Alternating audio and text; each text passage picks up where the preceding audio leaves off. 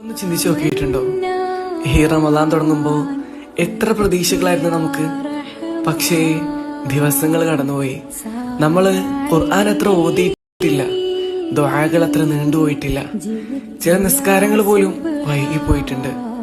ഇപ്പോ ഇത് മഗ്ഫിറത്തിന്റെ ദിവസങ്ങളാണ്, പാപങ്ങൾ മാപ്പ് ചെയ്യപ്പെടുന്ന ദിവസങ്ങൾ. പക്ഷേ നമുക്കറിയോ നമ്മുടെ പാപങ്ങളുടെ ഭാരം എത്രയാണെന്ന്? നമ്മൾ ചിരിച്ചുകൊണ്ട് നടന്നാലും ഹൃദയത്തില് കുറ്റബോധമുണ്ടല്ലോ. ചില തെറ്റുകള് ആരും അറിയാത്ത, പഠിച്ചവൻ മാത്രം അറിയുന്ന ഒരുപാട് തെറ്റുകളുണ്ട്.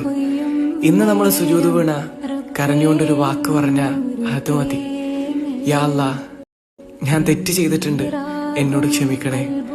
പടച്ചോനെ നമ്മുടെ പഴയ ജീവിതം നോക്കില്ല, നമ്മുടെ ഹൃദയം നോക്കും. നമ്മൾ എത്ര ദൂരെയായാലും പടച്ചോനടുത്താണ്.